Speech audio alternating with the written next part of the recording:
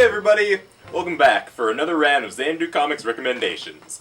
This week we've got our beloved video monkey Sam back. Yay, Sam, he's back. Yay! It doesn't look grainy. We'll be in full resolution again. Yay, can you see my pores? I think you can see your pores. I can see your pores. Alright, yeah. No. Alright, so to start off this week, we've got Marvel Now .1. This here is the awesome Scotty Young baby cover, because, you know, why not? Why not? It's a good primer to Marvel's Marvel Now initiative. There's a lead-in story for Bendis' Guardians of the Galaxy book, McKelvey and Gillen's Young Avengers. Yeah. There's Jeff Loeb, Ed McGuinness Nova story in there. The story uses a framing sequence, which is really cool, introducing the new Nick Fury and his role, and there's a few other setup stories for a new Marvel Now series in there, so that's definitely something good to check out if you're interested in this relaunch. And there's Mike Allred art. And there's Mike Allred art. Yeah, with Ant-Man. Something important to add. Yeah, for sure. Starting off this week is The Hive by Charles Burns.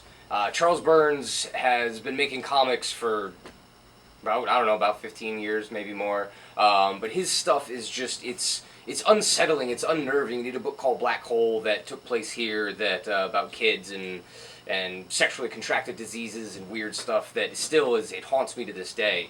And this is a sequel to X'd Out, which is one of his first works in full color, I think.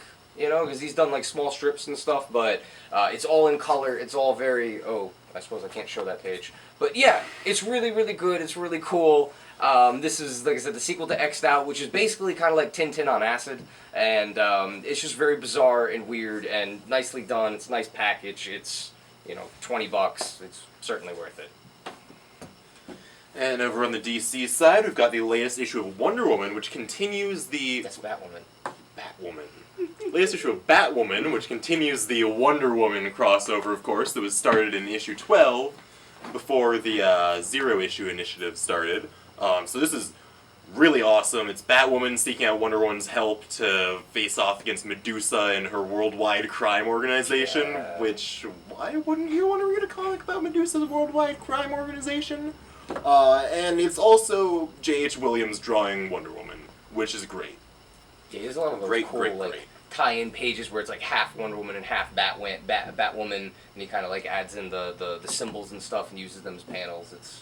It's really bad. There is also the new issue of Wonder Woman this week, so technically I wasn't wrong. Yeah. So you can get both worlds there.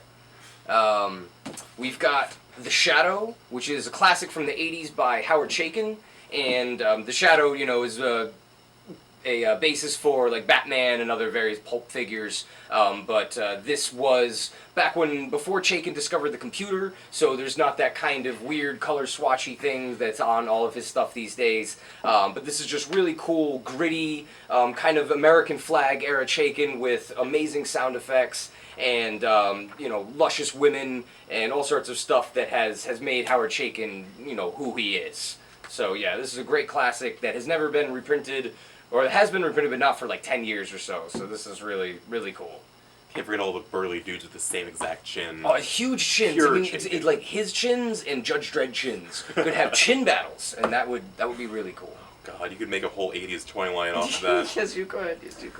And from Dark Horse, we've got the first issue of the latest BPRD miniseries, BPRD 1948.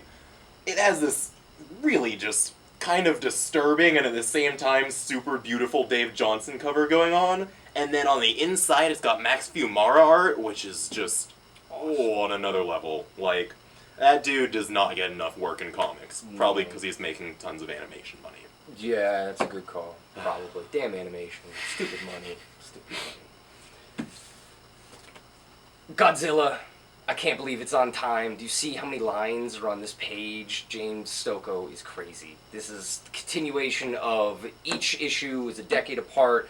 Last one was Vietnam, this one's Ghana in 1975, and there are more gigantic monsters than you could shake a stick at. I mean, look, it's just giant lobster men and other radioactive things, and oh man, it's just amazing. I mean, it takes me like an hour and a half to read these issues because there's just so many lines and gradients and the colors and all the pinks and the purples. It's awesome, and it's got giant squiddy monsters. I mean, this is is awesome. And it's Stokoe's third issue in 3 months. That's exactly what I'm saying. Like, what? I can't believe it. I'm Why gonna does have a he heart do attack. that? I don't know. He had it done.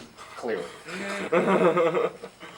And finally, also from DC, we have the newest issue of DC Universe Presents, featuring a new story by Mark Andreyko, who wrote this really, really good Manhunter run a few years back in the old DCU.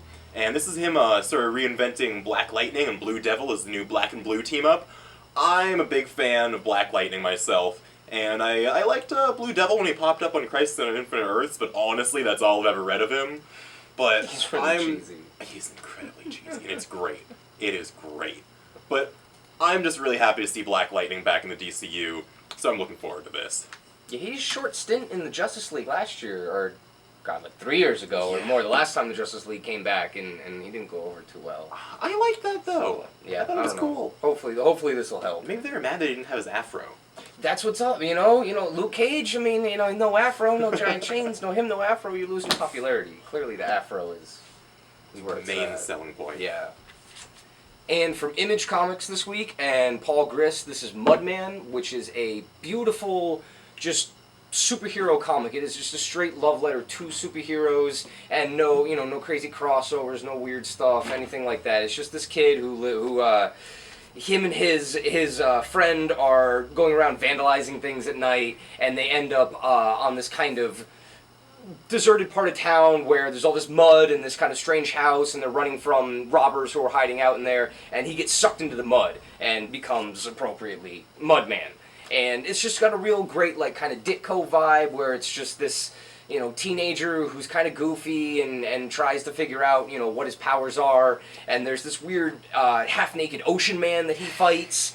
And just the thing about Paul Grist is he's got a very unique style with his stuff. His panel layouts, his dialogue, and the way he does his pacing.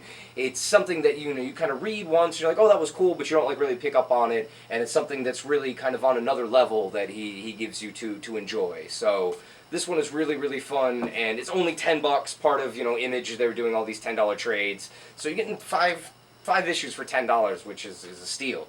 It's a total steal. So, and that's about it. Thank you, Morgan. And we have some good stuff here. And hopefully we'll see you all tomorrow. Have a good Wednesday.